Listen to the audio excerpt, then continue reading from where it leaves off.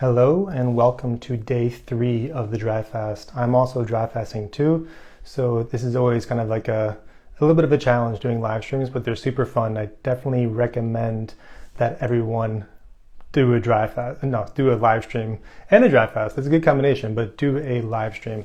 So yeah, these are kind of exciting, and it's kind of cool to kind of express my truth into the world. And this is my truth, and that leads me into my disclaimer, which is this is not medical advice. I'm not a medical practitioner, but anybody who's seeking medical advice should go to a medical practitioner, especially that we're on Instagram and need to disclose these kind of things. But I'm just somebody who's gone very deep into dry fasting and has kind of unraveled my onion of detoxification and has been able to find my healing through fasting.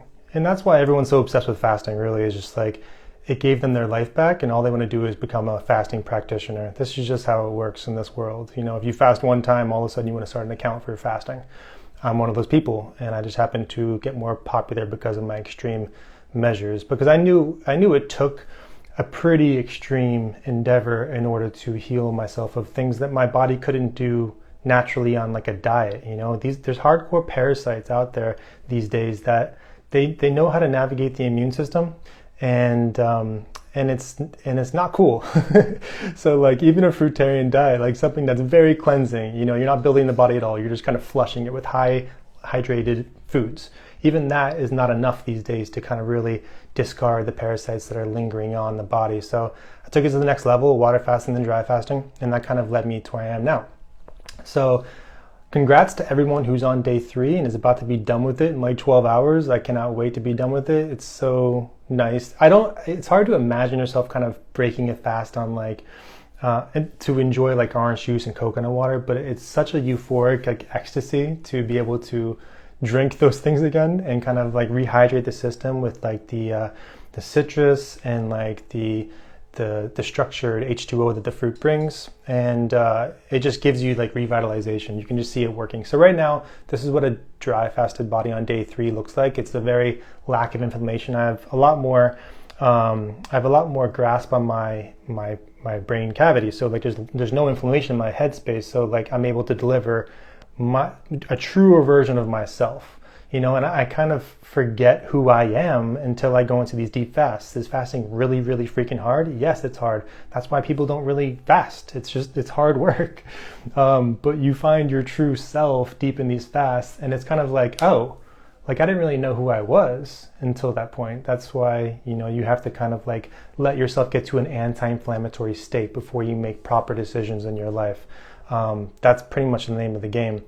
Authenticity is the name of the game too. So that's kind of, if you want to grow your account really fast on Instagram, just like be completely authentic and truthful and check your ego as much as you possibly can, because the physical ego is not as big as the spiritual ego. Because once people get like on their spiritual egos, it's just like it's much more vast of an ego. So you have to kind of like transcend the spiritual ego too.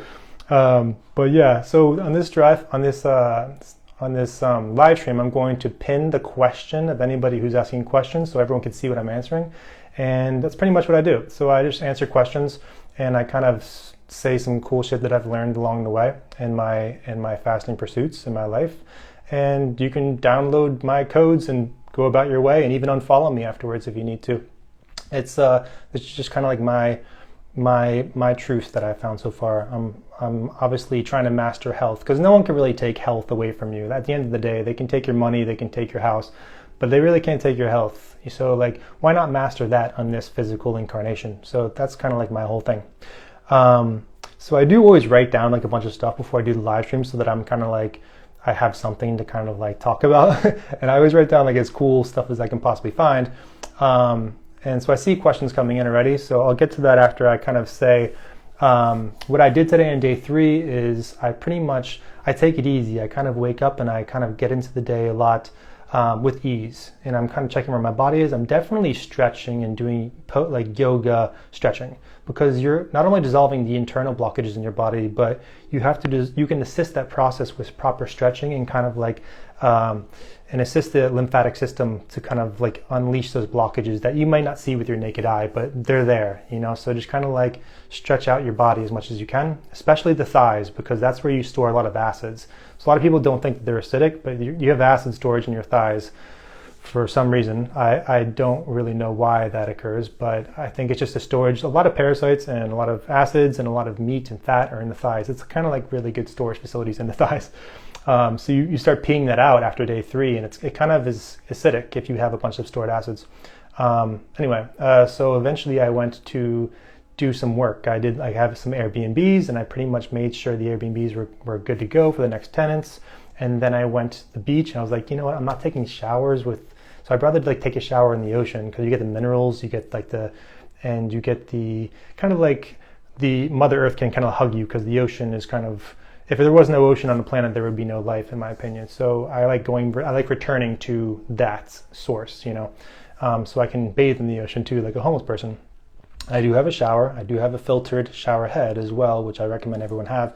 And then I went back to my house and read some books. I took a nap because it was pretty much a cold plunge. So I'm pulling on the lymphatic system in the ocean, and now my body has to deal with all that excess lymph that it has to discard. Even after doing as many dry fasts as I have, you can still build up some lymphatic stagnation. And so you get tired, you want to fall asleep, and it was perfect because I wanted to fall asleep before this live stream to give you guys my all.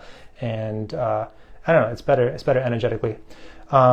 And the last thing I wanted to say was, before I get into the questions, was, when you go to these deep fasts, you start really kind of like loving on nature, like flowers, plants, trees. You'll kind of like even give them personalities. It's kind of strange. You're like, I don't want to cause any harm to any single thing. I can't even pluck a blade of grass. When I was little, I would just take them out just for no reason at all. I was bored, or I'd pluck a flower and be like, oh, that's beautiful, and throw it to the side. But now I can't even pluck a flower. And so you kind of, you start like, you can really understand the definition of like tree hugging, because you're becoming one with with like nature. So I can't really make fun of those people anymore.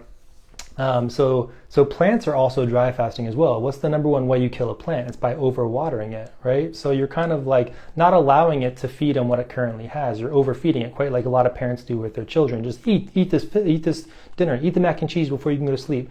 And the kids aren't really hungry. Sometimes they just don't want to eat it. But when you introduce some fruits, sometimes they're like, okay, I want that fruit. But you pretty much are a plant with legs. So what's the best way to be a dry fasting plant? It's to go on these pilgrimages. And that's another way of achieving like deep spiritual states, is going on these long hikes, these long walks through different states and different countries. Walk like 1,000 miles. That's how you really get to know yourself without even fasting. But if you want to accentuate or like accelerate the spiritual depth, that you can fast and do pilgrimages. Okay, so what you're doing there is quite like a plant, because a plant is just waiting on the next rainfall for photosynthesis.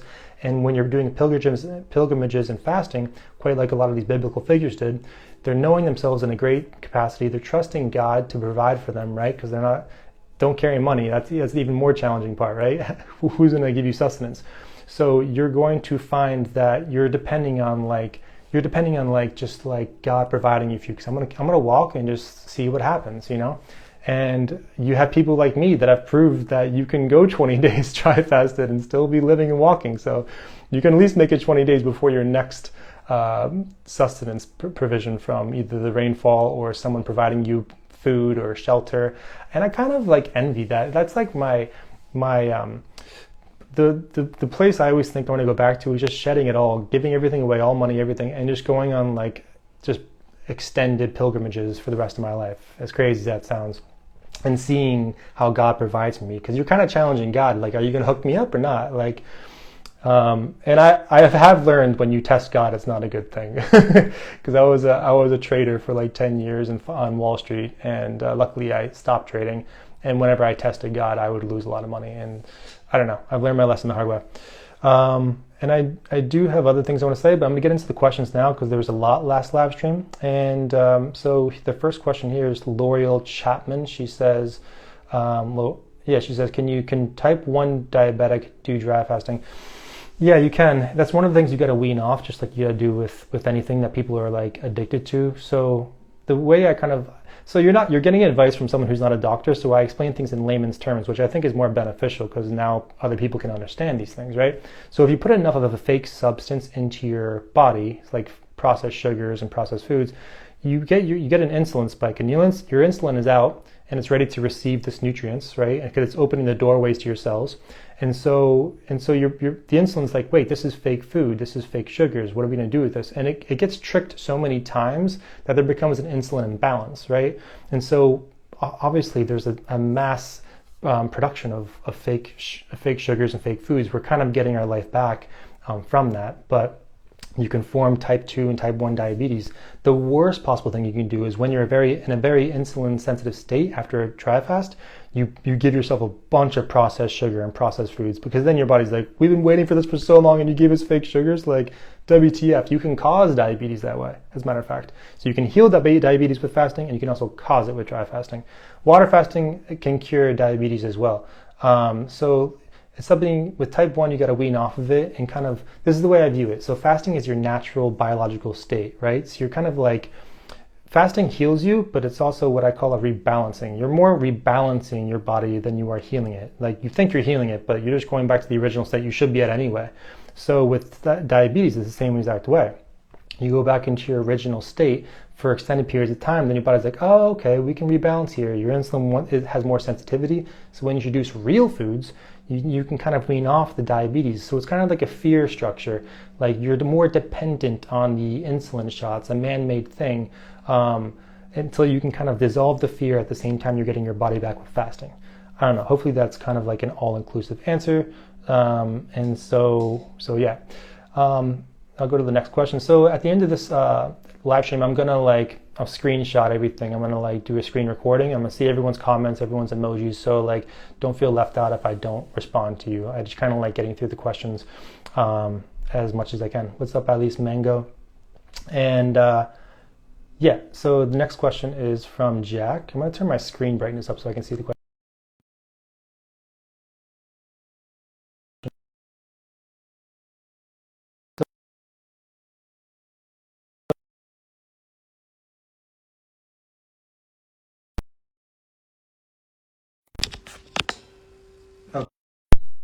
Hopefully you can hear me now. So Jack Bouliard says, hey Trevor, are you able to explain how fructose affects the body differently compared to sugar? This is one of the biggest pushbacks for people eating and implementing fruit.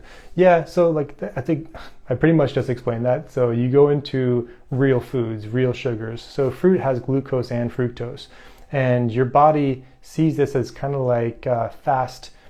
Fruit is kind of like the most amazing food, because even carnivore people are like, hey, we can't deny fruit, you're getting the hydration and you're getting the minerals, you're getting actual hydration from structured water. So fruit is really good at structuring water. So think about the extreme opposite of fruit. You're looking at Dasani water, things that are kind of you take the life out of the water. Now you're just having your body wants to flush it out. So of course you're peeing a lot, because your body's we don't know what the hell this is. So that's why I like hydrating off of fruits, because you have structured water that the body understands what the hell it is, right? It's just like throwing a plastic cup on the earth. The earth's like, what the hell is this? And it doesn't dissolve for hundreds of years, right? But if you throw a banana peel on the earth, what do you think happens? It dissolves very quickly. The earth understands what that is. So the same thing with fruit. So you can't, have you ever seen a fat fruitarian? They don't exist. So if you have a bunch of processed sugar, you see obesity, right? So they cleverly named the same exact damn thing, the same name, and that should be the illegal thing. We should start a movement that we take back the damn name of sugar. We might have to take it away from sugar, right? So sugar and fruit should not be called sugar. That should just be called something different, because people are super confused about this. But you cannot be a fat fruitarian. Eat fruit all you want. It's too much sugar. Okay, we'll see if you can gain weight off of eating all fruit, because people look more like skeletons than obese people. I got a little passionate there. But yeah, this is Rob's question. Rob 455892. Can you oil pull the gums while on dry fast? The reason why I don't do this is because your body is already really cleaning your gums at a really fast rate. Just trust that the body knows what it's doing. And you can heal any gum conditions or any dental conditions with fasting. So when you oil pull, what happens when you put anything in your mouth? Your body kind of subtly swallows it, right? So you produce enzymes in your mouth. That's why people always obsess about chewing your smoothies instead of just drinking it down, because you're shocking the body. Chewing your food, because you're able to, because the bodily enzymatic approach happens in the mouth first. And I think it's amylase and amylase enzyme that is produced in the mouth, and then it activates your liver. Your liver's like, okay, prepare for this food. So when you oil pull, that has a bunch of fats in it. So now you're creating enzymes in the mouth, right? And you're also swallowing some of it too. So you're actually breaking the fast whether you know it or not, because a little bit of oil, coconut oil, can actually like give you new energy. Now you just broke your fast without knowing it, right? So just stop being dependent on the oil pulling. You can get back to it right when you finish your fast. Like dry fasting works very fast, so you'll be back to it in no time. There's things that I've become dependent on whether I know it or not, like certain things like iodine or like aloe or like just like hydration. But the thing is, you have to like really just trust the body that it's doing its thing. Fasting exists for a reason, and just let it do its thing. Catalyzer 99 says only 15 hours to go. Yeah, 15 hours to go, but I've been dry. Oh, you've been dry heaving. So dry heaving actually occurs when people are just like nauseous and sick of things that are already in the intestines. And as much as I really say it to my face is blue, you can actually get very sick and nauseous and start dry heaving because you haven't cleaned the intestines well enough. You just haven't done it well enough. So like I do 5 enemas in like 2 hours. 5 enemas. Do you think I want to do that? I'm a man that's doing enemas. It's not like a natural thing for a person to do, but I know it's such a biohack. Like enemas and fasting are the biohack above all biohacks. So like that's how you really kind of take control of your health. So just make sure you clean your intestines for the next fast, and you won't be dry heaving or feeling nauseous. Like having things left over in the colon can make it for very poor fast for sure. And I learned this the hard way, because I was already like 10 days in when I had like some residual foods in my colon, and I was like, damn, what have I done? I wanted to go like 25 days too, and I was just like, I won't. Like you can't go beyond like 13 days when you haven't cleaned your colon. It just thickens the blood too much, and you're fermenting foods, which turns into alcohol. Now you pretty much poisoned yourself. It doesn't matter if the food was innocent to begin with. Anything that's left out it spoils, right? So it's spoiling inside you. This person says, so Peppa Pig's cousin, and I thought I was done with Peppa Pigs because of my nieces. So for some reason it's not pinning your comment, which is kind of strange. Well, anyway, Peppa Pig says, does fasting help reverse fatty liver? Absolutely it does. Absolutely it does. And like that is one of the things that I healed myself from. I had fatty liver, and I wouldn't even care to even tell people about it, because who the hell cares about fatty livers? But like that's one thing doctors need to catch up on, because like most people have fatty livers because they're introducing like ketogenic diets, which you're pretty much like swallowing as much oil and grease and butter as you can, which is making your veins a little bit more, it's harder for things to flow. Your blood can't flow as efficiently when you have a bunch of grease coming into your vascular system. Why do you think it's illegal to pour baking grease down the sink? Because you're clogging the drains when you actually are pouring baking grease down the sink. So you're not even legally allowed to do this. Why do it to your human body? So you can cause a fatty liver. It's just like a surplus of fuel that your body is doing. So like your liver stores like glycogen, and it can store fat in that form as well. But when you have too much of it, it spills over. That's how you form fat in your body. But also you can get rid of the fatty liver by doing, like, it's a 7-day dry fast. And this is not medical advice, but for me it took 7 days to really deplete the fat in my liver and of the glycogen and kind of refresh it. Because your liver is kind of like a lizard tail. It just regenerates. It's one of the most regenerative organs in the entire body. And trust me, it definitely works, the fasting and the fatty liver aspect. Because this is annoying. I'd be constantly massaging my liver, and it sucked. So Catalyzer 99, she's following up with like she was the one dry heaving before. So Catalyzer 99, you definitely want to break the fast if you are dry heaving and like throwing up, because you just go into fasting again with a cleaner intestine. Like, so so this second question pretty much proved what I was saying in the first question. You definitely want to break the fast. So Yovian says, some people want to heal and not be sugar strict on their diet without being judged. So much bias. What do you suggest? So some people want to just heal and not be super strict on their diet. Yeah, that's totally fine. Like I'm surprised you're even asking that question, because a lot of people get so addicted to their diets. They're like carnivores or they're fruitarians, and they're all over the damn spectrum, right? Because we're really just being obedient to what's causing us illnesses, right? So if you're allergic to nuts, you don't eat nuts. If you're allergic to just dairy, you don't eat dairy. But the thing is, you become a slave within your own body, because now you are responding to the parasite that lives within you, you know? So that's the whole benefit of fasting, is you get your body back after you kill the parasite. It no longer has influence over your mind and your gut, right?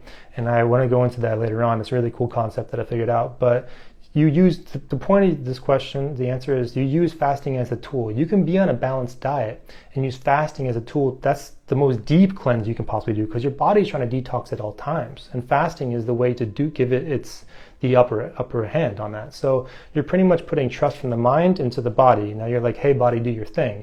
And it's able to kind of deliver for you. And it's really happy that you're doing that. And that's why you experience euphoria during a fast, because it's thanking you for giving it a chance to accelerate the immune system and do away with the parasite. And it's like, now we don't have to deal with that horrible person at the party anymore, and they got kicked out. Now we can all dance and play again, you know, which is what your body wants to do. So yeah, you can go to a balanced diet, whatever the hell you want to eat, really. Just don't eat like processed foods and processed sugars. And like, it's been known through scripture, through thousands of years, to take 1 day a week off. The day of rest religiously, really, in my opinion, means day of fasting where you don't eat. You know, so you're just allowing the body, the temple, to finally purge things one day a week. You know, as a matter of fact, they didn't even have days of the week thousands of years ago. They just kind of just lived their life, and and they would use strings. So the strings were perfect length and a perfect consistency that you put like a lighter underneath it, and that would be like a duration of whatever time period they want, maybe an hour or like a day. The string would burn up in 1 day. That's how they knew like how far on the day they were. But a lot of people were more in touch with the constellations and like astronomy, so they can tell exactly what time of day it was just from like where the sun was at in the sky. And a lot of people in this live stream definitely have that ability as well. I mean, I can kind of just sense what time it is sometimes and say it right to the minute. Your biological clock is very accurate, and it's something that's always available to us. So what do you mean for people? Okay, it's underweight. Okay, so I didn't answer this question, sorry. So Kelly Langan said, what do you recommend for people that are underweight but need to dry fast for healing? Yeah, so it depends on why you're underweight. So sometimes you can have a thyroid issue, sometimes you can have a huge parasite infection that's eating at a faster rate than you can provide for it, right? And a lot of these mucous microorganisms do that. So the thing that I usually say for clients that come to me, they're already underweight from a fruitarian diet or they're like just under eating or something, is like you want to put the weight back on and see fasting as a tool for healing. But also a lot of the soil, most of the soil in the world now does not have iodine in it anymore. So iodine is needed to clean out the parasites and the fungus in the body so that it can not be affected by it. But also your thyroid uses this mineral, this element to pretty much create hormones. So your thyroid is in charge of like your metabolism and your energy output. And I kind of really wanted to go into this concept, so I'm glad you're asking this question. So your thyroid is really, really cool because a lot of people demonize it and they get surgery and get it taken out because doctors don't really know what the hell to do. They're like, it's inflamed, take it out surgically. No, like it just needs iodine, because iodine kills off the parasites that are kind of manipulating the levers in your thyroid, kind of altering your metabolism so you can gain weight or lose weight really fast. That you're hormonally imbalanced because of the thyroid is messed with, and you can't detect these parasites. You're like, hey, it didn't come up on your blood, so it's not there. No, it's still there. I had it. A lot of people have this shit.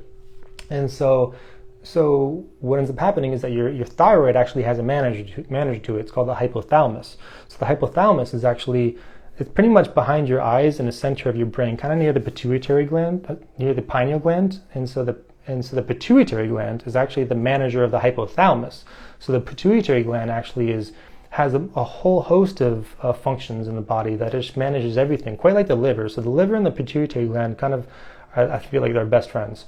Because the liver is kind of dishing out the minerals and the energy you need. The pituitary gland is like regulating the hormonal balances in the body. So that's kind of a cool kind of explanation, right? So I think you should carry that forth and understand the body that way. But the cooler part is that the thyroid is actually connected to your tongue, okay? So think about that.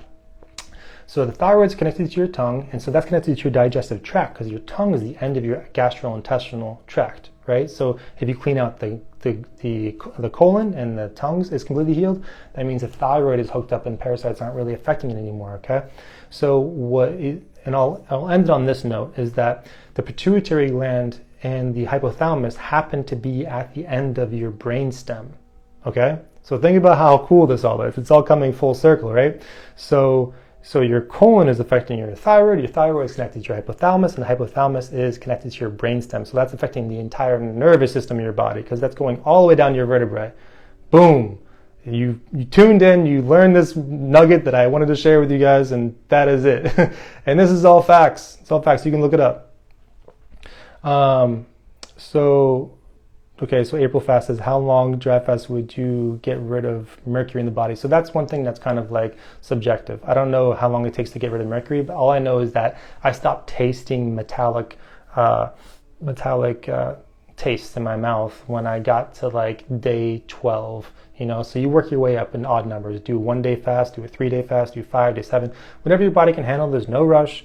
You live in eternity. You're going to do this all over again. So you're just kind of, if you're here watching this video, that means you found some crazy shit. This is the most hardcore way you can fast, is dry fasting. So I say my name's Fasting with Trevor, but I'm really a dry faster. And this is how you dig the deepest in the body. So as you go deeper and deeper, your body's prioritizing survival, right? That's why it's not going to eat your brain right away. It's going to eat the parasites and the viruses and the dead cells that are not needed in the body. And I talk about this a lot, but then your skin gets cleared up so you can absorb the sun more efficiently. People are scared of the sun. You should be going into the sun for vitamin D and sustenance and energy. And your skin gets cleared up, right? So there's no protein buildup in your skin, any polyps, anything that might be kind of ailing you. Like a lot of like hardcore infections, watch, dry fast 8 days and see what happens. The doctor wants to cut shit out, or they want to give you some antibiotics. I guarantee you 8 day dry fast will get rid of almost 90% of hardcore infections on the skin. And then you break, you go as far as you can, and then you break, and then you hydrate for 3 days, and then go into like just a 4 day fast, just to kind of like eradicate it completely. Boom. You're done with it. I have plenty of pictures and examples of clients that have helped reverse horrific skin infections. Peppa Pig's cousin. Yes, so I answered that question already, Peppa Pig. Nature is vital for fasting. Ali Azarpardi says that. Good talking to you in the DMs. Jalanger Brandt says, okay, this is 2 questions.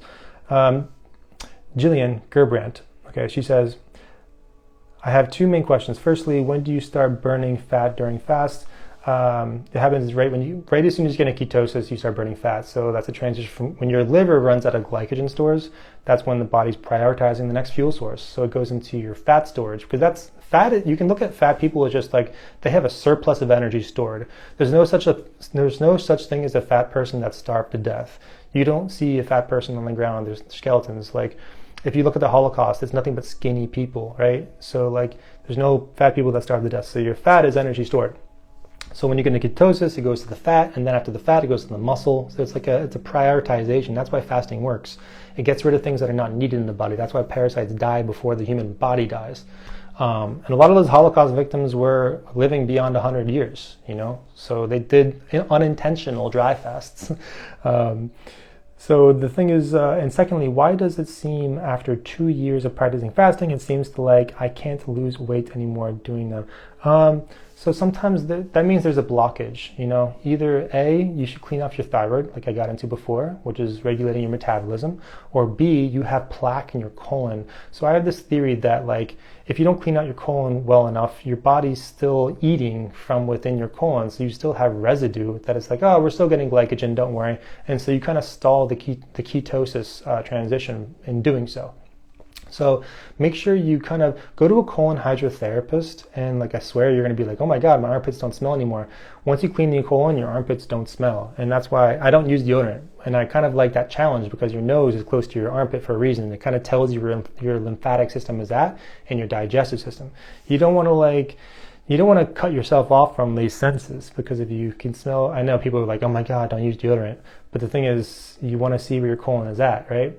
So just go to a colon hydrotherapist and get your colon squeaky clean. Sometimes you have to hydrate the colon in order to release this plaque. I had a ton of plaque in my body, the colon and my veins too. You couldn't even get a needle in my veins when I was doing ozone therapy because I had so much plaque in my veins. It was causing my veins to be rubbery, which is kind of strange, right? So there's a blockage, either like kind of look into iodine supplementation. There's a Facebook group called Iodine Protocols, and learn more about iodine. Just get really deep into the iodine knowledge, and then also clean out the colon. And I swear you'll have a leg up, and I'll talk to you in the next live stream. Hopefully you have success story. Yeah, so the next question is Organic Alexa. She says, why do I get really intense bladder pain on the dry fast? Sometimes people have like unknowing bladder infections that could have gotten there in numerous different ways. A lot of the bladder infections that I deal with, I think were there. Bladder infections for a female seem to be one and the same as prostate infections for a male. It's like they seem to like equal amount of problems for females and males in those capacities.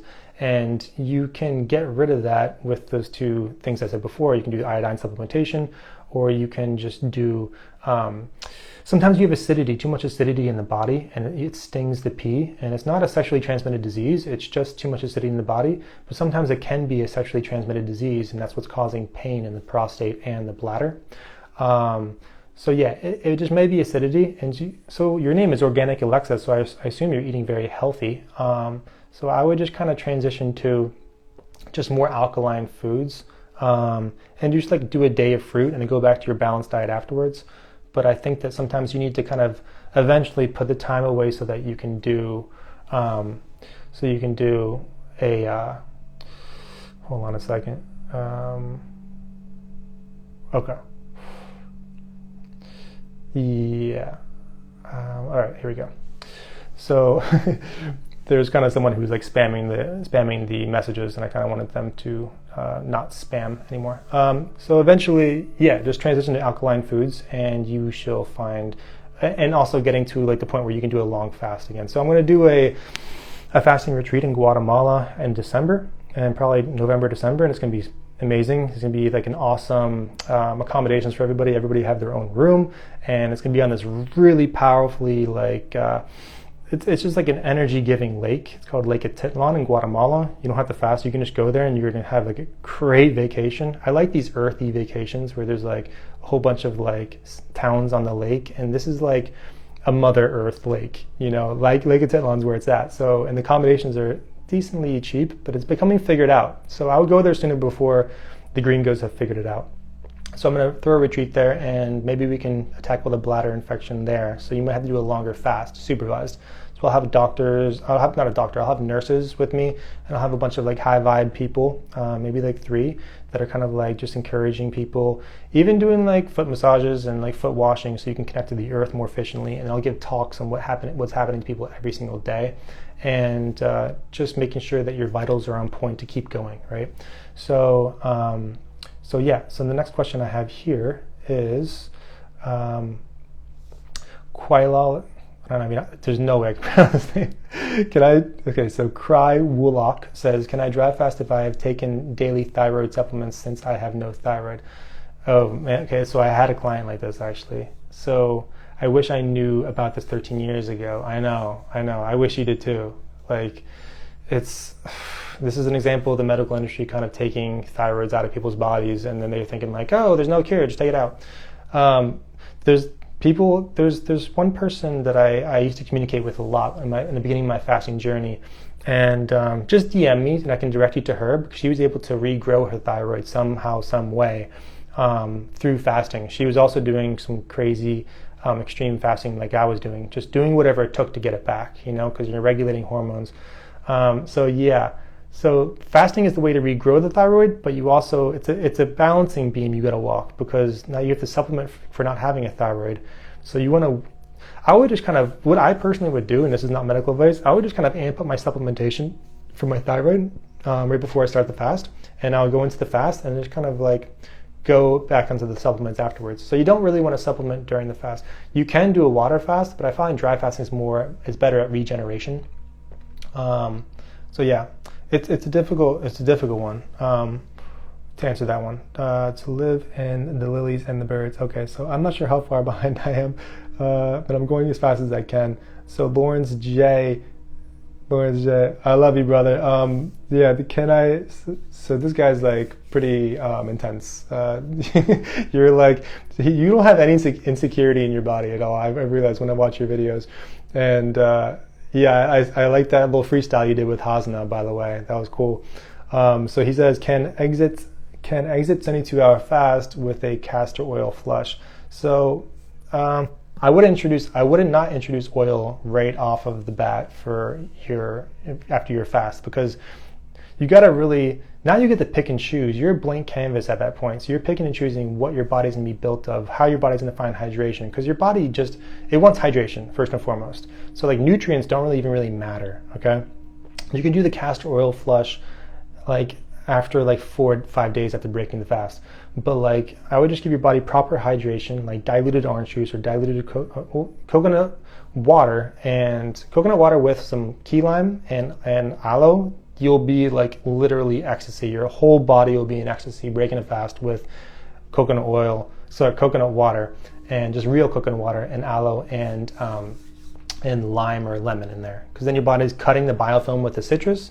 It's also getting the proper minerals with the coconut water. It's knowing what the coconut water is, because it's actually structured water coming from the coconut, and so it's a lot better to do that. And then the next day, wake up and do the castor oil flush, because you're still kind of like, you have autophagy still stringing forward after a dry fast. So a lot of people don't realize, like, you broke the fast, you're still exhibiting autophagy in the body because it was such a hardcore thing you just did. Jack Bulliard says, how does fructose affect us differently? Okay, I already answered that question. What's going on, Mila? Thanks, April. So Van Hamill says, I just joined. Did he say dry fast heal type 1?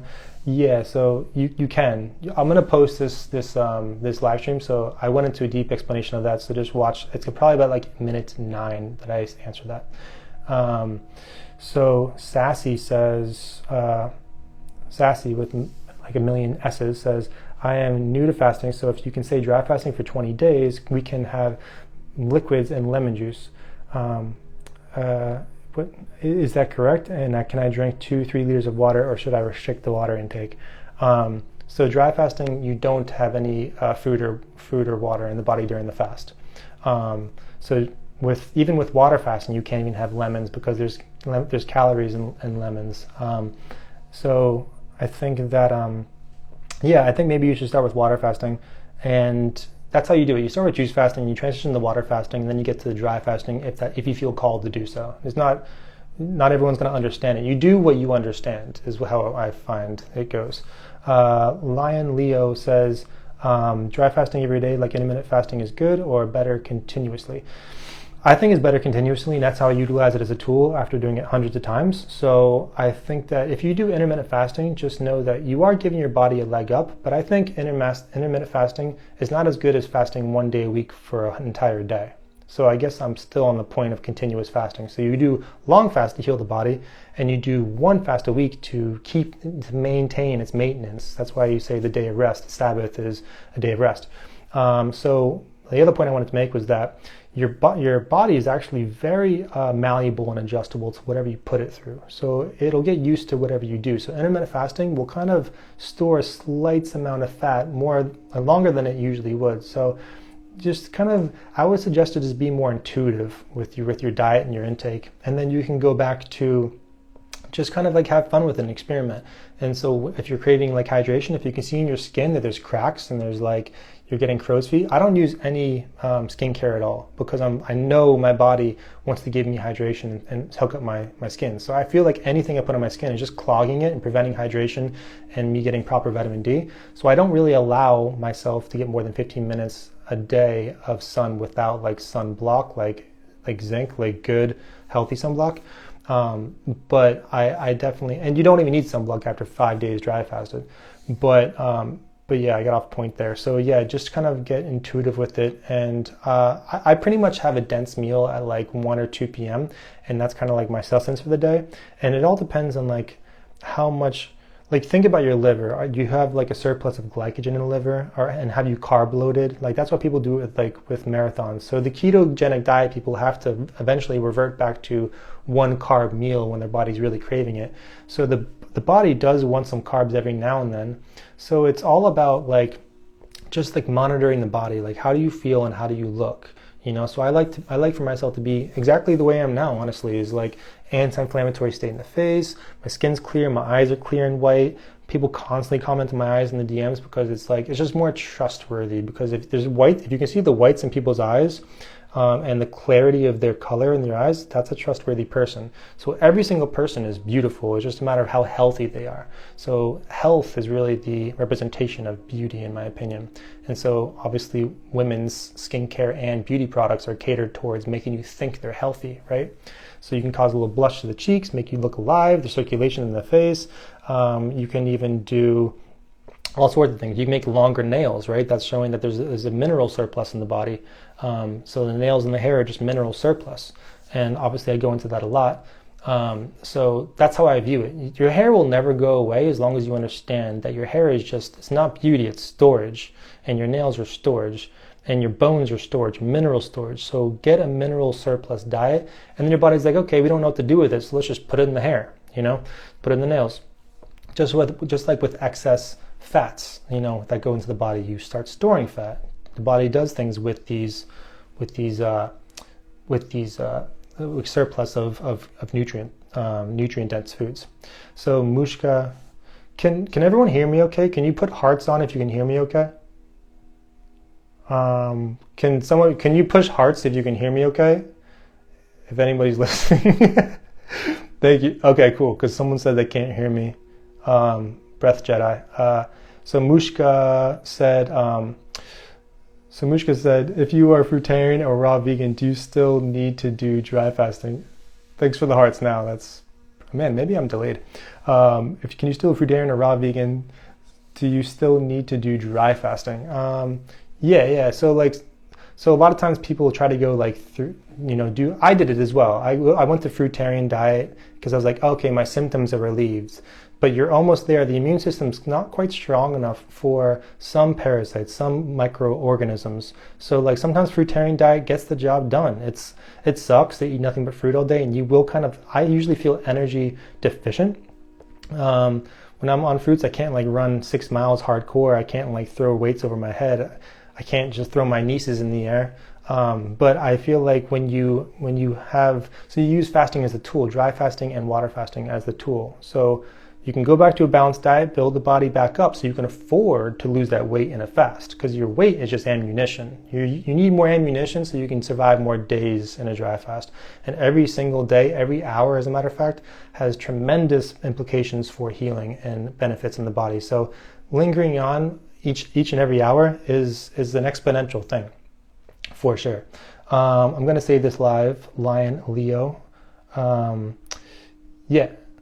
I'm finding more and more people these days that are named Lion, and I kind of like it. It's like, all right, you got some shoes to fill if you're named Lion.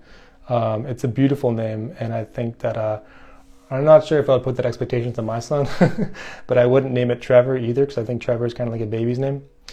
This is probably going to blow a lot of people's minds, but yeah, Mila, and I said a good comment on your body utilizing hydration within. Universal Yoga Luz says, okay, it's not letting me pin your comment.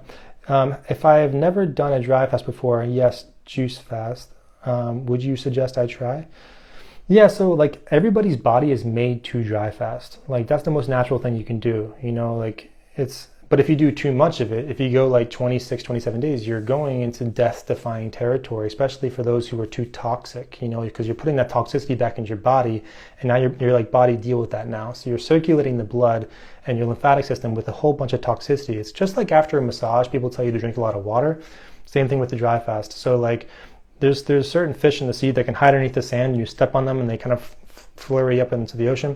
like same thing with parasites and different microorganisms in the body. They get discovered, and therefore the immune system has to track it down, kind of like a game of Pac-Man. So the blood gets thickened, and they're easier to kind of track down now. Plus, you're taking back your internal fluids.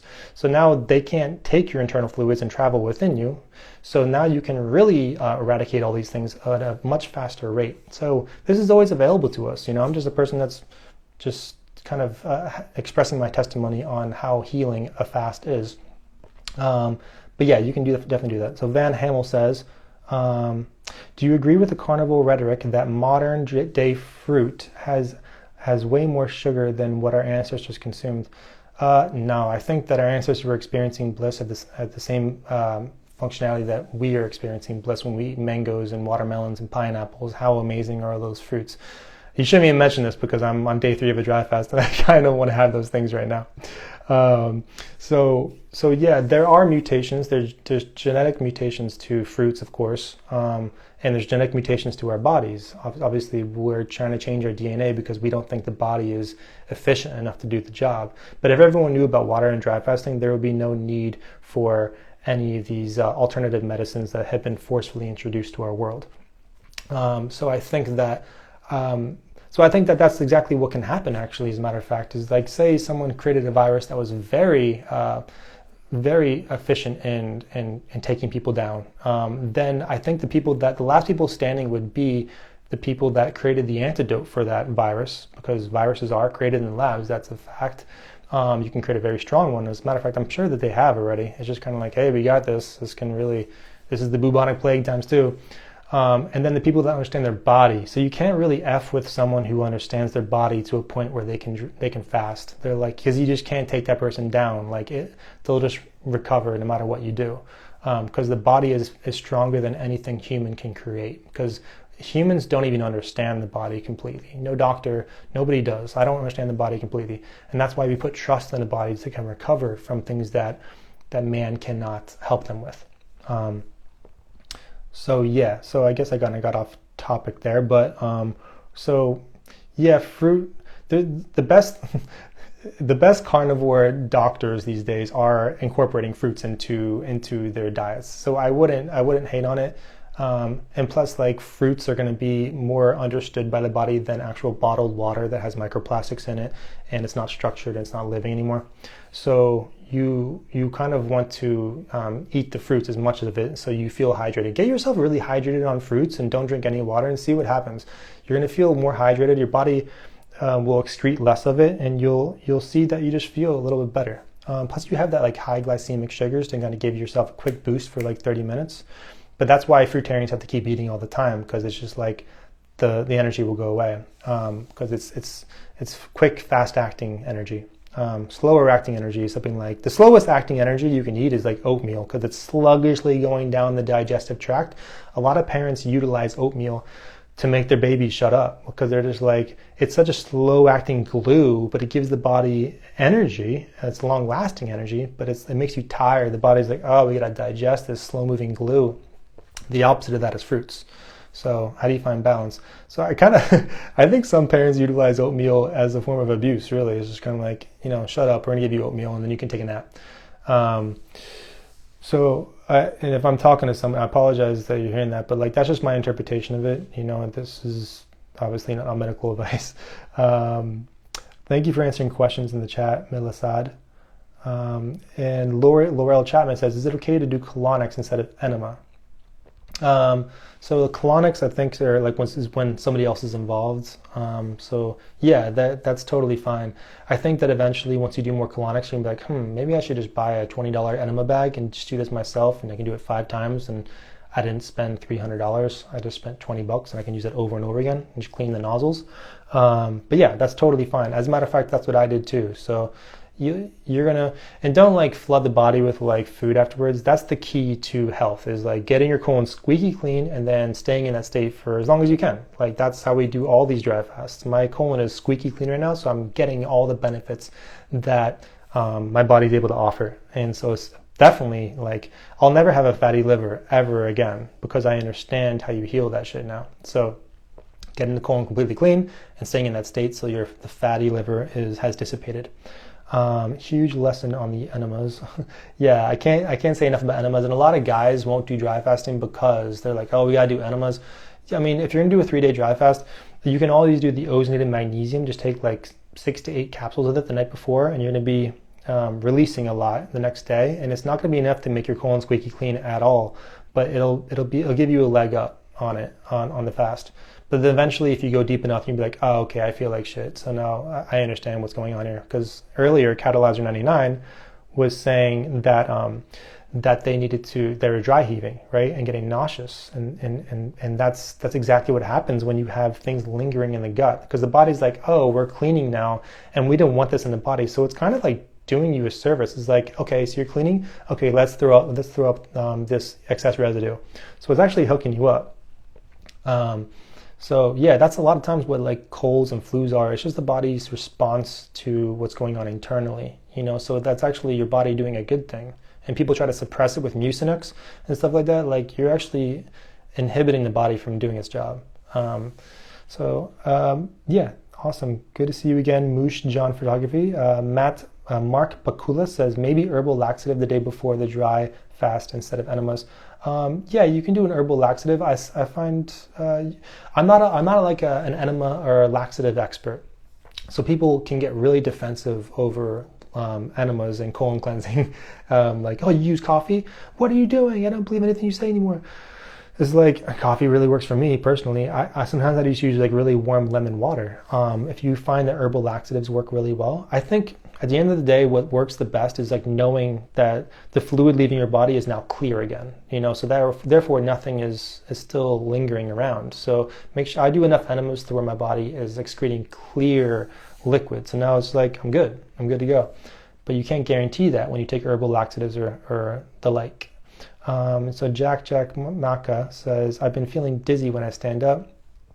After a few moments to adjust. Do you know, is this, yeah, that's not a detox symptom. That's just pretty much, you need to amp up your potassium intake beforehand, and you also need to amp up your mineral intake leading up to the dry fast, because your minerals are very important to give to your vital organs, but the potassium is like the vehicle for the red blood cells. It helps it get to the brain area a lot more efficiently, and that's kind of what happens when a boxer gets knocked out. Oxygen isn't delivered to the brain quick enough to fix the injury that just happened, so therefore the body shuts off. Okay, so like when you don't have the necessary transportation of the cells to the brain, that's what happens.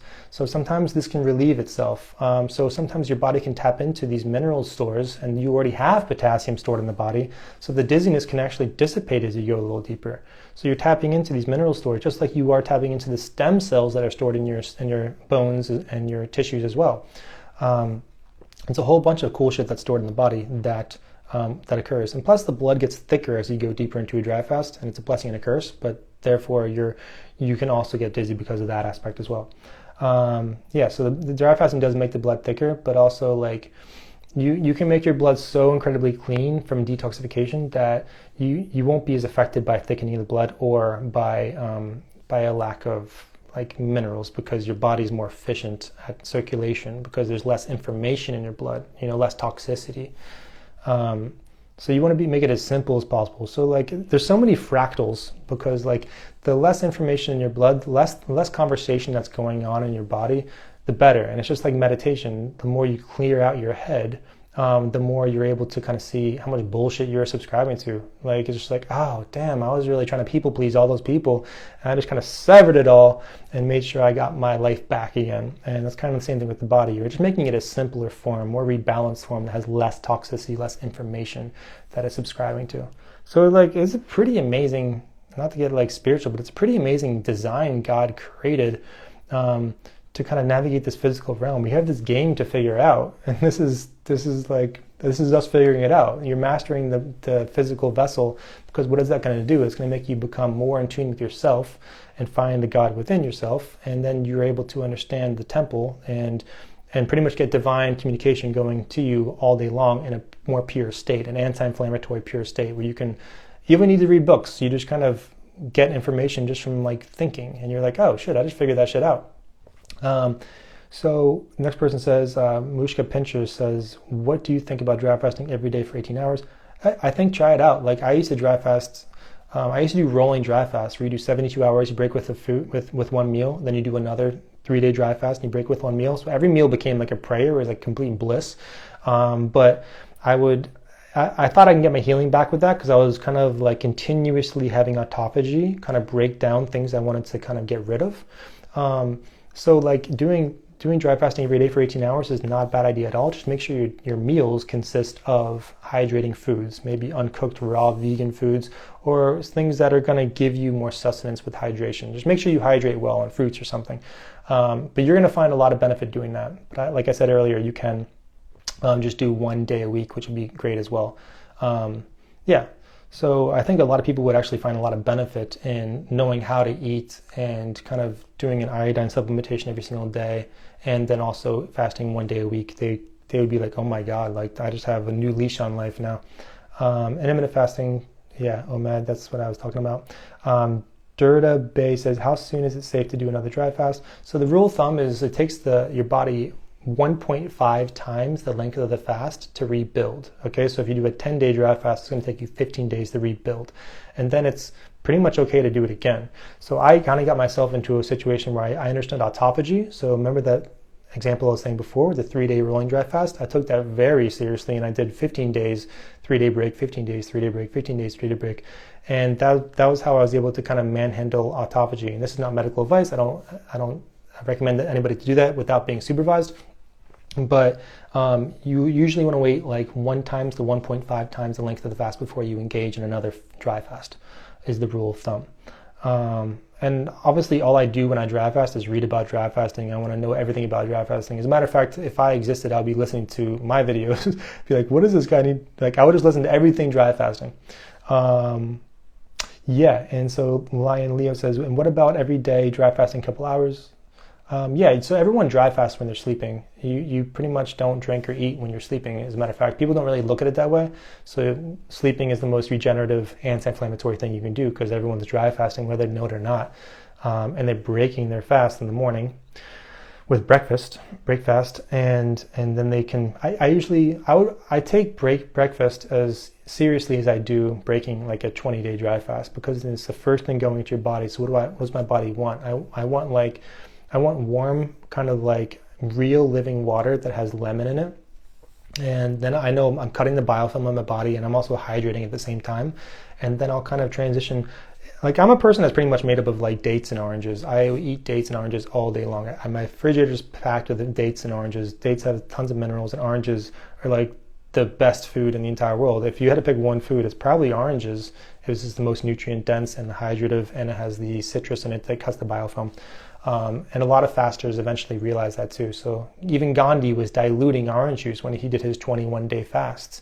I'm not sure if they were dry or water, but he was diluting orange juice because he knew it'd be too much of a burden on his pancreas because the insulin response is too sensitive. So therefore, he needed to kind of like lessen the impact of the diluted orange juice. And so he would do, I'm guessing he probably did like 8 ounces every hour. And that's usually what I recommend people do after a long fast. I recommend they do like 8 to 10 ounces every hour. Put an alarm clock on, it goes off. It's like a mini celebration. Yes, I can hydrate again. Let's go. So yeah, that's my thing with that. So Mushka Photography says best iodine protocol while fasting, whether dry or water fasting, like how many drops and how much water. So that's something that you want to talk to me personally about, because a lot of people have never had iodine and there's too much toxicity in their blood, so it can make their circulation be very erratic, because now parasites are fleeing from the iodine, and your thyroid's getting iodine for the first damn time. 100% of people are iodine deficient. That's a scientific study. Like, everybody's iodine deficient. It used to be in our soil. It used to be because it was, and then therefore it would be in fruits and vegetables. But now we don't have it at all, you know? So now we have to go to the ocean products to get this iodine.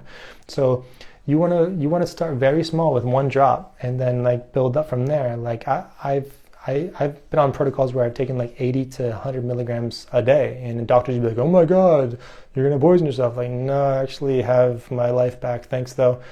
Leave me alone. So like, just contact me and we'll talk more about the iodine intake and a proper escalation in your intake and where's a good level for you, depending on what you're going through currently. Yes, I want to do 20 days. I think April will do 20 days. She's extreme as I am. Seth says, do you think doing a dry fast is more beneficial than you are completely empty or with no body fat? Yeah, so I already answered that. Yeah, you definitely want body fat when you do a dry fast. You want to do, and that's kind of like a rule of thumb. If you're like anorexic and you do dry fast, that's like you're literally, there could not be a worse time to do it. So get a bunch of fat on your body, because the same processes happen for a thin person as they do for an obese person during a dry fast at the same days. It's kind of like pretty much similar. So the fat is kind of ammunition to survive longer while your body internally goes about healing itself. So the fat does store a lot of toxicity and pathogens, but it also stores a lot of stem cells too. So you get an abundance of stem cells. Fat people actually feel really good in dry fasts, and it's kind of unfair. They feel like super good even like on day 10, and I'm like doing like breath work and qigong, and they're like, yeah, I'm just going to my job. I'm like, okay. Yeah, so bad armpit smell on dry fast is a sign of, it's pretty much a sign that you have healing going on inside, that you have stagnant waste in the colon, or your lymphatic system is dirty. That's Lion Leo's question, and I'll go to the next one. Douglas Lewis says, I'm getting the first dose of Novavax soon. When is the best day to start? I don't know what Novavax is. I've seen it before. I just don't know what it is. When is the best day to start a dry fast? In the days before or after the day? I can't comment on like when the dry fast with regards to that. I haven't taken it yet, and I won't. But I think that you can kind of get your body back to up to snuff again by doing like 7 to 9 days. I mean, like, this is not medical advice, and this is something you need to contact me personally about, because I don't even want to use these words in a live stream, because I want to post this. The Centered Soul says, I did a 21-day mono juice fast. Now when I eat cooked food, the Centered Soul says this, my belly feels so off. I feel bloated even though it's mostly veggies. How do you suggest starting a fast? Yeah, I think that, yeah, so you can really, so the thing about juice fasting is that you kill off a lot of like gut bacteria on juice fasts. So like the fasting is really good at eradicating all the bacteria, so you can build up again with healthy foods. And so only the best influences are on your body now. So you kind of need to take some time to rebuild the gut bacteria before you can like start introducing more foods. So that's something that a lot of people don't talk about, is like killing off bacteria from long juice fasts. You can't find the information really anywhere, but this is exactly what happens. You kill off a lot of the gut biome, and you have to repopulate it intelligently by doing like coconut yogurts and like easy fruits, and then easing back into more dense foods. So yeah, so Monica Suzanne says, yeah, I'm not sure how far back I am. I've been answering questions as fast as I can. After my first dry fast, 5.5 days, I noticed my skin laxicity became quite poor, thin and creep, and like my hair started falling out more. I found I look a lot more, yeah, so like it's going to take about like, if you dry fast for say you dry fast for 6 days, it's going to take you 1.5 days for your skin to kind of get rehydrated, right? So you need to really fall back on fruits, like get like obsessed with fruits, so you hydrate your skin and your body again. And when you, because your body's utilizing dehydration and from the dry fast, so it's going to clean out the body with a drying oxidative type of thing, just like it does with ozone therapy or iodine. These are oxidative therapies that heal. Same thing with dry fasting. You got to use the dryness to heal the body sometimes. So then you have to fall back on hydrative foods, raw vegan foods, and adding some protein to the diet to build the body as well. And like get obsessed with minerals too. So yeah, if you get obsessed with minerals, you're going to start seeing that your hair becomes a little more fertile looking, and just like more like firm, and it starts utilizing your hair as mineral storage and your nails mineral storage. Same thing with your skin. Your skin uses minerals as well. So yeah, that's the end of that. So the person says, I'm in Durban Bay, says I'm in for the retreat. The retreat's going to be badass. It's going to happen in November, December. Infinite Chic, what's up, brother? And yeah, so now we're flying through the comments. I'm prepped. Cool. Lally Manti official says, how much does it cost to join a Guatemala healing, and how long?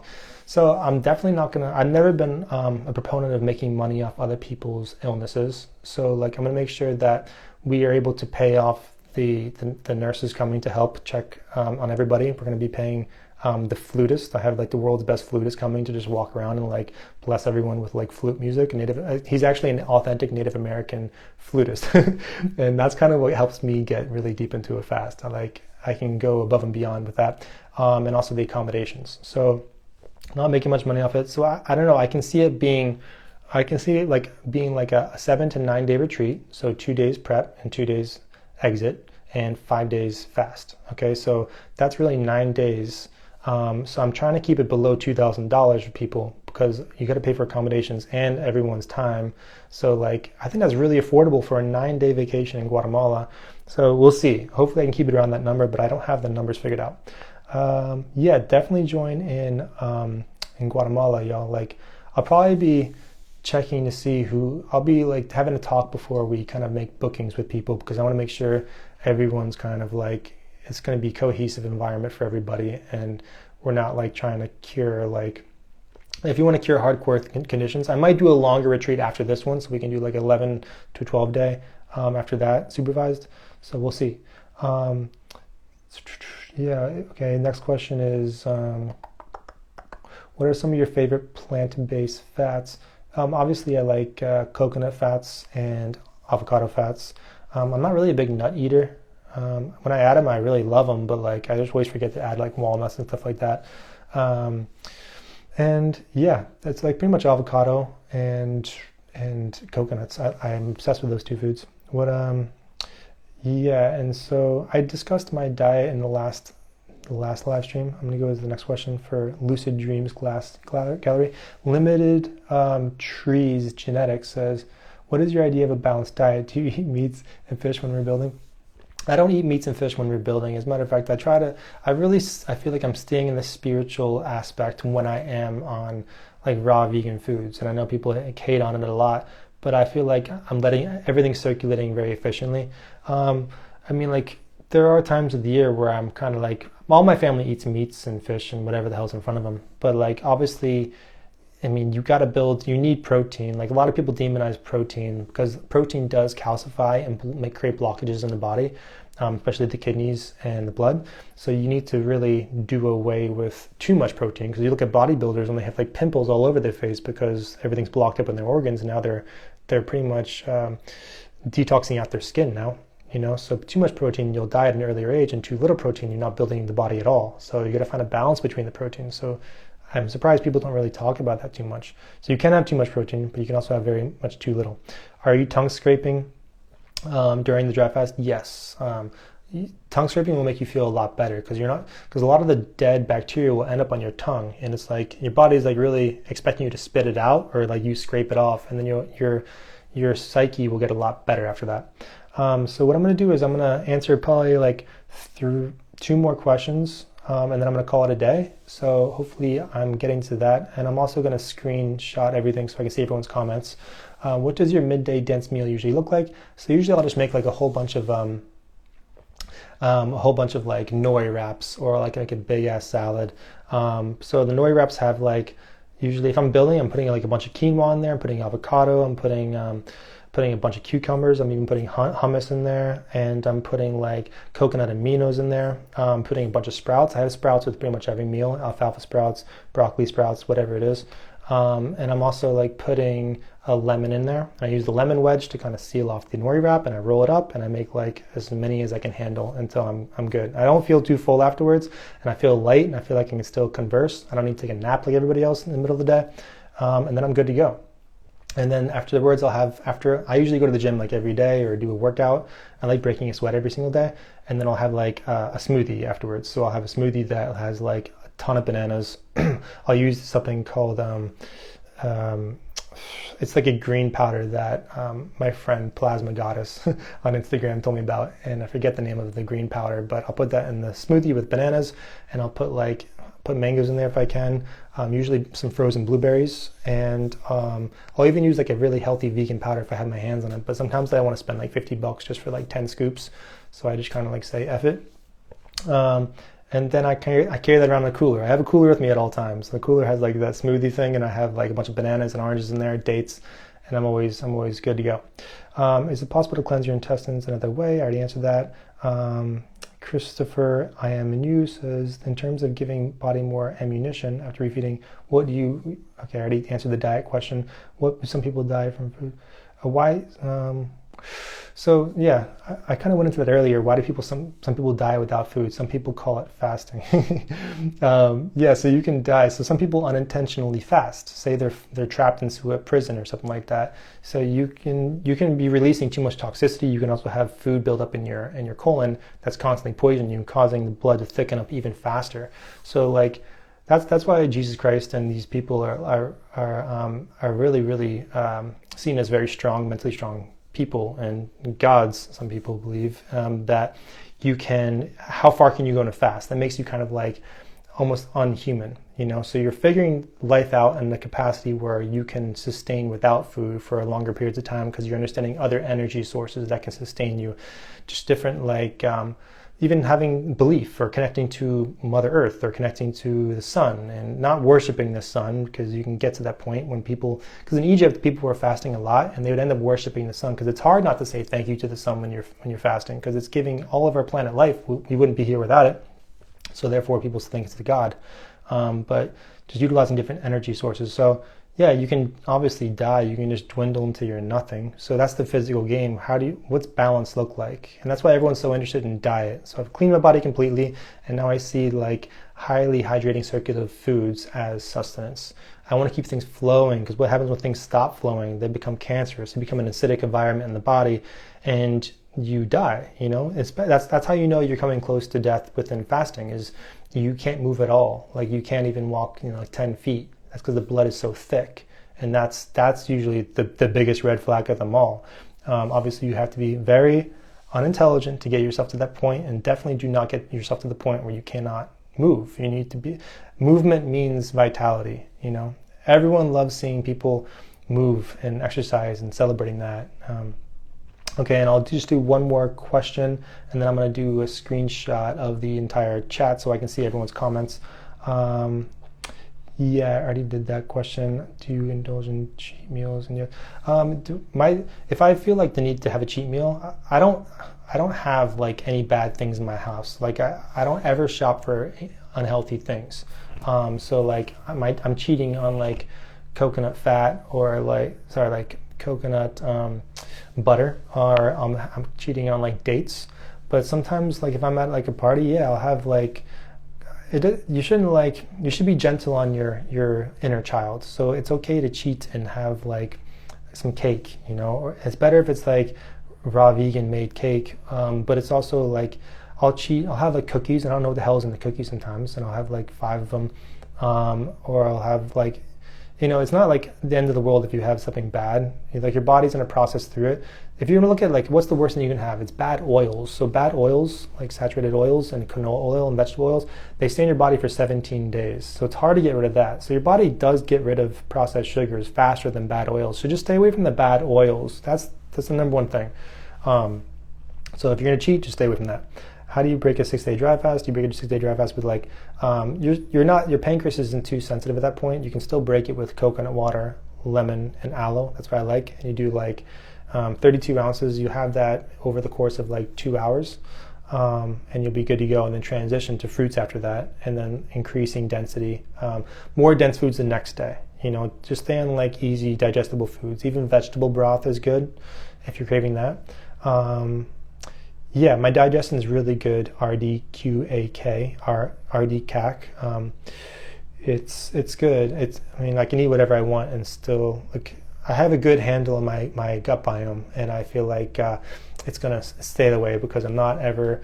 I don't know. I used to have a mucus microorganism that was like. This is actually a really important thing for people to know, I think. It would battle with my gut biome. So like I would have a thin layer of mucus covering my entire body. Every square inch had this mucus microorganism that I got from a liquid exchange. Okay, so it used to make my sinuses all congested, my head had a bunch of inflammation, and my skin, I had eczema, all because of this one bacteria that was able to breed within my body. But it'd also be in my colon, so it'd be battling my bacteria because it wouldn't be the first thing to access food. So my bacteria couldn't digest food as efficiently, and so therefore the mucus would be like it wanted first dibs. So that's something that fasting and iodine intake took care of. And the last and final question is, how do you do with fasting? I answered that question a lot. Sorry. I'm going to go to somebody I haven't seen before.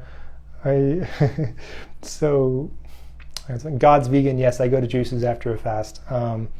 And I try to stay on juices. Sometimes I'll just do like a day of juices once a week, and it just kind of like resets my body and gets the inflammation out of my face if I had a cheat meal that was too far off. Yeah, what's your spiritual experience during? I mean, this is a good one actually to end on. God's Vegan says, what is your spiritual experience during? And I was actually going to, I'm not sure if you guys are down for like a story to end this whole live stream. But yeah, I have intense spiritual experiences beyond day 15 usually. And I've done 3 20-day dry fasts. And I had very profound, ecstatic spiritual experiences during the dry fast. My first one was in Guatemala. That's why I'm doing a retreat there. And my second one I did in a very horrible scenario where I was on a campground that was private, but there was literal witches staying on the campground, and like 20 of them inside like this small ass house. They didn't have to pay rent. And that one probably is my best story. So I'm gonna go to the chat. So if you guys wanna tell me like which one do you wanna hear? Do you wanna hear like the positive story, or do you wanna hear like the witch story? Like, do you want to hear the angelic story, or do you want to hear like the witch story? I'll wait for like 3 seconds. So I guess I'll just give you a little bit of both. So the positive story is there is both. Orin Alchemist says both. Okay, so both. Water Truck says witch story. Witch story. Yeah, witch story is cool. Witch story. All right, we got 3 positive. All right. Okay, so the room is divided. All right, so the positive story. Lucid dreams. So the positive story is I went to Guatemala, and I was like, I had to like get away from my family and friends, because like embarking on a long dry fast, people come out of the woodwork to like stop doing this shit. Like it doesn't make sense to me, and like, what are you doing? Like, and they don't know what you're going through. So no one knows what you're going through besides you. But also people get over the dead very fast too. So like, hey, we care about you not killing yourself, but we're moving on with our lives really quickly. I'm like, well, let me just fast so I can heal myself so that you can do your whatever you want. So I flew my ass to Guatemala, and I got like the best possible accommodations, because it was during coronavirus time, and so nobody was booking accommodations. So I got like this amazing place on the side of a mountain that was pretty much like perfect. The sunrise would come up perfectly. I posted so many pictures and videos of this on my profile, and I would actually prefer to sleep outside. And like the landlord sometimes would see me, and I was like, dude, I'm sorry, I don't care what you think, I'm just gonna sleep outside. And so I would kind of rise with the sun, and it's bringing back memories, dry fasting and retelling the story actually. And I would kind of, the sun would rise, and I would be able to sun gaze at the sun, because the sun's a lot easier to stare at right in the morning at sunrise. I highly recommend people doing that. And at sunset, you're grateful on both ends of the day. And then I'll be able to hear the hummingbirds. There's a surplus of animals around there, like in birds particularly. So the birds would be the first to chirp, they'd be excited. Every new day was so amazing to birds. And so it would kind of bring my spirits up. I'm like, yeah, new day. Hell yeah, we made it to another day.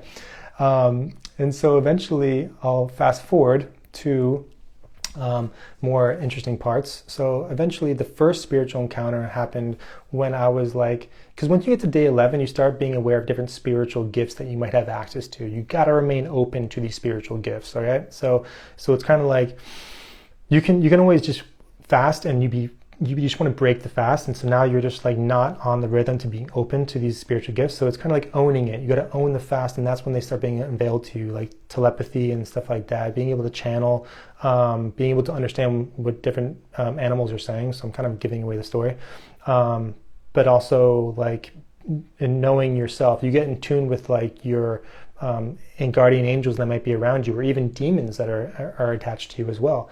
Because you're aware of what else is distorting me, because I'm doing with my dependencies, and things seem to be pissed off that I'm kind of detaching myself in every aspect. You're as least dependent as you possibly can. So on day 11, I remember sleeping outside, and I was like, hey, I'm going to try channeling, because my dad passed away it's constantly a goal of mine to like, I wish I could have fasted with my dad because he had skin cancer, and that's all I think about. I cry because of it on every single fast, because I was like, because I feel his presence. Sometimes I can even smell him, and in this case, I was asking my guardian angels. I was like, hey, I'm chilling here on the side of a cliff in Guatemala right now. Can you find my dad? You know, bring him here, and kind of like, I want to say hi to him, and I really was open to this experience. It was also like I was feeling super clairvoyant, and day 11 is when I feel really, really good on a dry fast. Day 2, I feel shitty. So eventually, 5 minutes have passed by, maybe even 10, and all of a sudden, I was like, all right, I give up, you know. And then all of a sudden, out of nowhere, I literally audibly hear my name be called. It's like, Trevor. And it like scared the shit out of me. I thought like, it's like someone scaring you around the corner.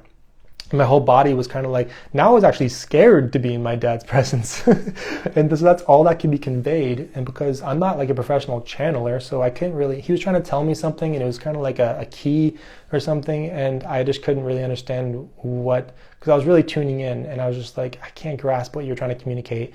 And so I was like, I'm sorry, I'm gonna go back to bed, I'm sorry.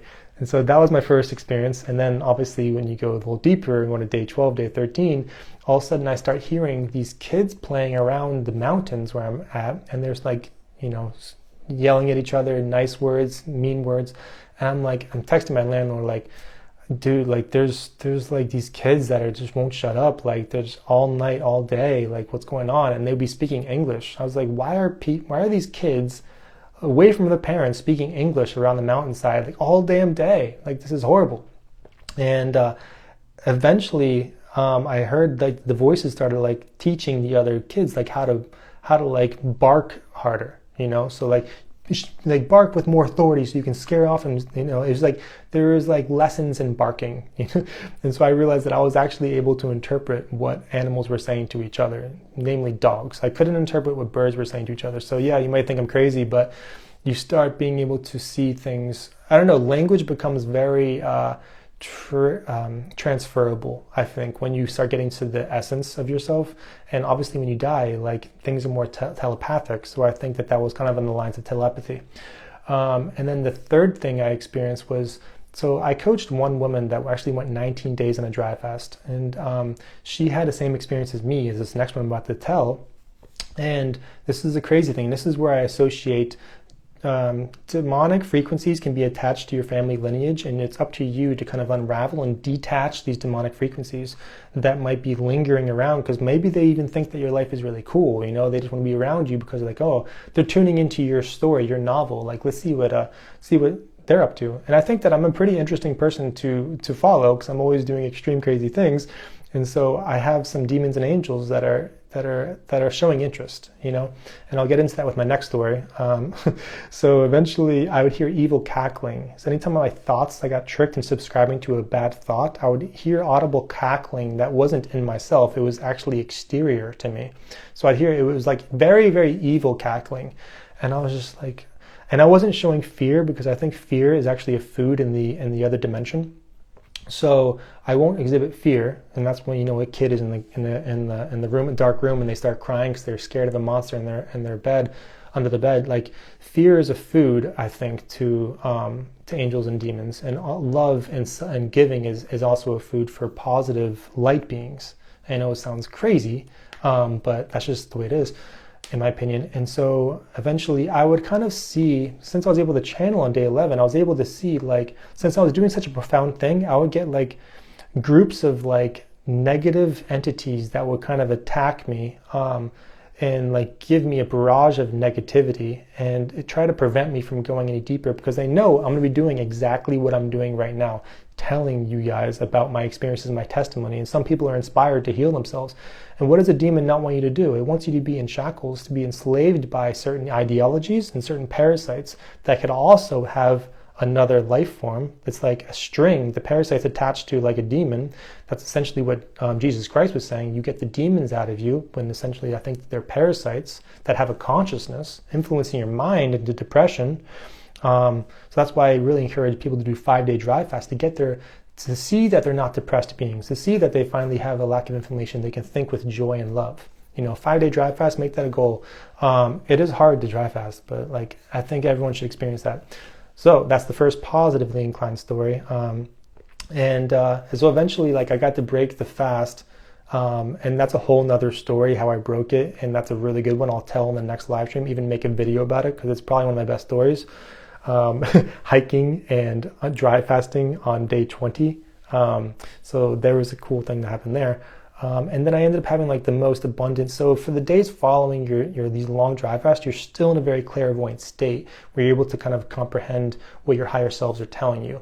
And I think that that's where the balanced diet comes into play. So now you're kind of more tuned into your higher self, this inner upper coaching, where you're kind of like, that voice, that spiritual voice that's teaching you and guiding you. And that's when things can seem like magic, because you're able to go up to people and be like, hey, I don't know why, I just feel like you might need like a hug today. And you're like, oh my God, I needed a hug. My daughter just died today. Like things like that happen. Second story, the witch story. So the witch story is, Kaylee, I'm such a sucker. Like I give everyone what they want. So the witch story kind of comes like this. So pretty much I ended up doing, I was going to try to do, on my mind it was like a 22-day dry fast. I want to do 22 days. I just like something in my mind was like saying that. And so I was like, okay, here we go. I'm already clean from the first fast in Guatemala, and now I've waited like 2 months, and now I'm in perfect state for it. And so eventually I knew that I was going to eventually not want to sleep inside. So I was like, I need to book some kind of accommodations that are not within a shelter, because now I'm cut off from fresh air, fresh prana, sunlight, emerging with nature, because nature wants your healing as well. If we came from Mother Earth, then Mother Earth wants to heal us. So I was like, okay, I'm going to find a really badass place. I ended up going to Asheville, North Carolina, North Carolina is the place with the most waterfalls in the United States. So I was like, I'm going to get around there. So when I break the fast, I'm going to like have a moment under a waterfall by myself. And so I got this really cool private campground. And I was the only person there, and there's like a shelter that was kind of on stilts. And I actually made a video about this recently. And oh yeah, it's in my latest video, the 20-day thing where I have a scarf on. I go into more detail. And so eventually, like I finally got there on day 11. It's already a very arduous process to kind of put my tent down. I have to meet this guy. I'm already skin and bones on day 11, and so now I have to like appear as normal. So he's like, "Hey, there's your campground." I'm like, "Hey, thanks." And like I gotta like take my car, park it, and when you're going beyond like day 11, like every single activity takes a lot of conscious effort. And so like, okay, I'm gonna walk from here to over there, and I'm gonna take this. Everything's very methodical, Time slows down, and it's just like. So you're very intentional about the process. So eventually I get the campground down, and literally the first night that I'm there, the darkness falls, and then I see like these people who were staying like 100, 200 feet from me were actual.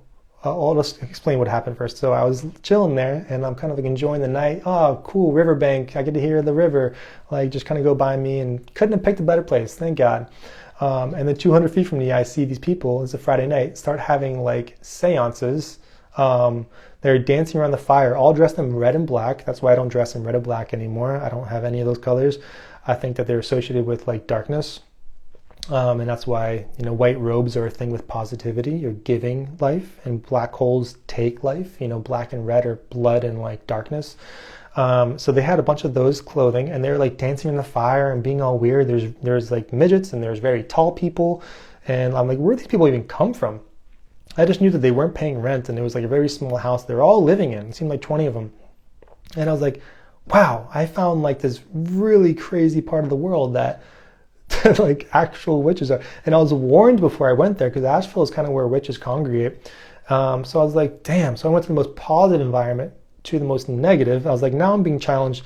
And I think it's important to see exactly how demons work within your life, and like negative energy works within your life, so that you can sever it, because then you have more awareness, and therefore become more spiritually enlightened and intelligent, right? So eventually they were doing all sorts of crazy shit. So now I'm accessing this campground at the same time my spiritual gifts start being unveiled. So think about that. So now I'm able to see another spiritual gift be unveiled, which means I was able to see their aura. actually. So they'd be walking around and I could see like different colors that were associated with each individual of them.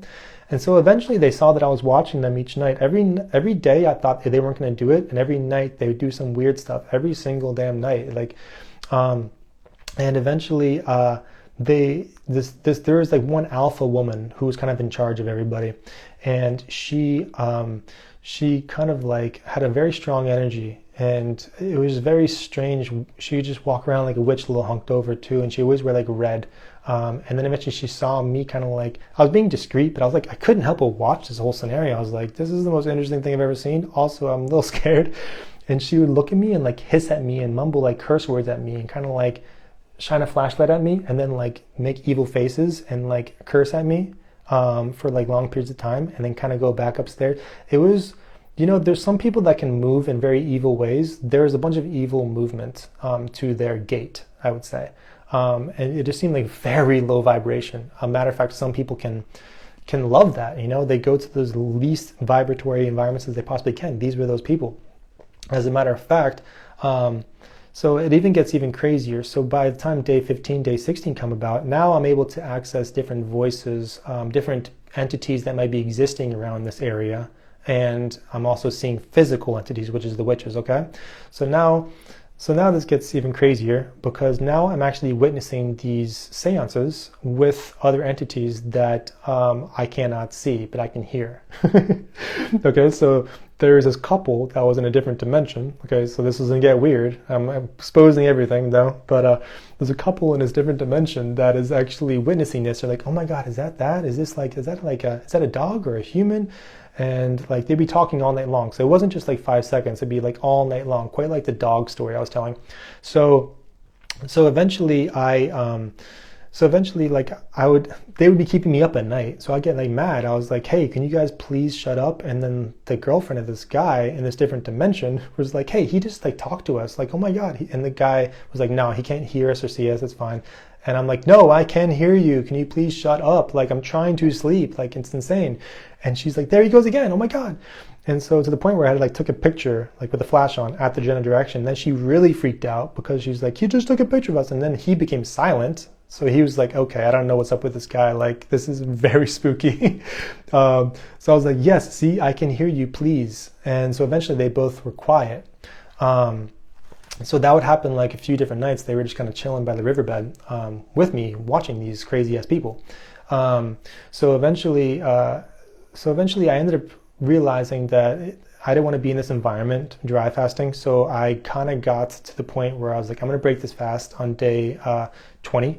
So I was like, I'm going to break this fast only because I realized that like there was some rainfall coming in every single night. I was like, why is it raining every single night? And I realized I was on a farm that was actually subtly putting pesticides all over the campground, over the vegetation. And so these witches wanted that because they want to be low vibratory vessels.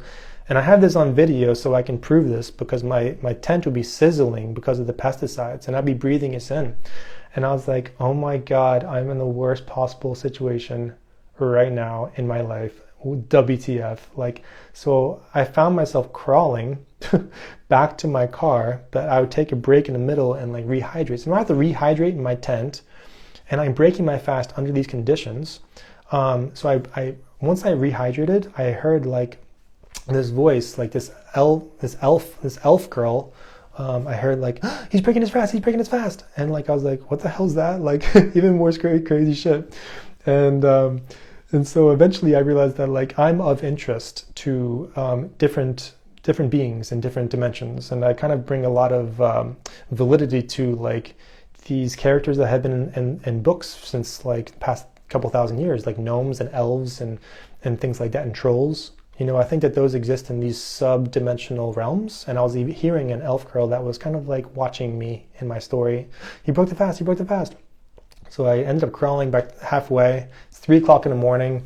It's still like raining pesticides on me. I open my cooler and have another sip. I'm experiencing euphoria, you know, sipping this liquid halfway to my car. I'm like, I need to get the hell out of here. There's witches over here. The guy knows he's spraying me with pesticides.